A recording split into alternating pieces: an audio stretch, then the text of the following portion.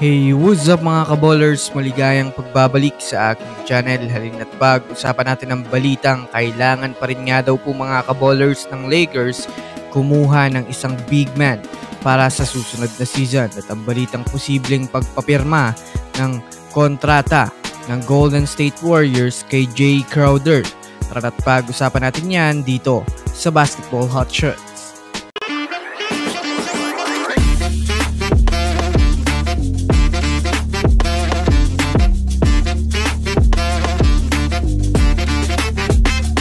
Una nga muna tayong dumako mga kaballers sa balita patungkol sa kailangan nga daw po mga kaballers ng Los Angeles Lakers ng big man. Well, alam naman nga po natin mga kaballers na isa ang Lakers ngayon sa mga teams na hindi nakakakuha ng player kahit man nga po ng nakaraang free agency ay marami silang nire-recruit na superstar ngunit wala silang napapayag. Bagamat man nga po mga kaballers mayroon na silang Anthony Davis, Jackson Hayes, at Christian Wood ay kinakailangan pa rin nga po nila mga kaballers ng isa pang legit na big man na maaaring kunin.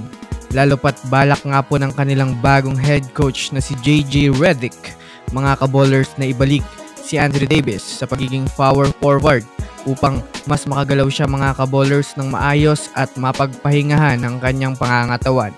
Malaking bagay nga po mga kaballers na magkaroon pa ang Lakers ng isang legit na big man dahil na rin naman mga kaballers para mapalakas pa ang kanilang front court para sa susunod na season. Samantala, dumako naman tayo mga kaballers sa posibleng pagpapirma mga kaballers ng Warriors front office kay Jay Crowder. Well, matapos nga pong tumanggi mga kaballers si Davis Bertans sa Warriors ay talagang kinakailangan nga po talaga nila mga kaballers maghanap ng panibagong target sa loob ng free agency market at trade market. Sa katunayan, mayroon pa rin naman nga pong mga available na player ngayon sa free agency na mapapakinabangan pa ng husto. Para nga po mga kaballers sa kaalaman ng lahat, isa nga po ngayon mga kaballers si Jay Crowder sa mga player na wala pang nagkaka-interest sa kanya.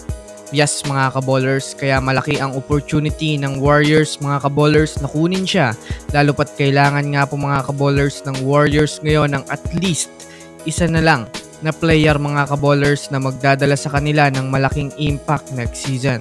Kilala naman nga po natin mga kaballers si Jay Crowder bilang isang magaling na defender na maaasahan pagdating sa rebounding, hustle, at mayroon rin naman nga po itong shooting sa 3 points na kung susumadayin natin mga kaballers, maaari nga po nila itong bigyan ng kontrata na maglaro sa kanilang kupunan next season. Lalo pat available nga po ito mga kaballers at hindi nila magagawang makipag-agawan pa sa ibang mga teams.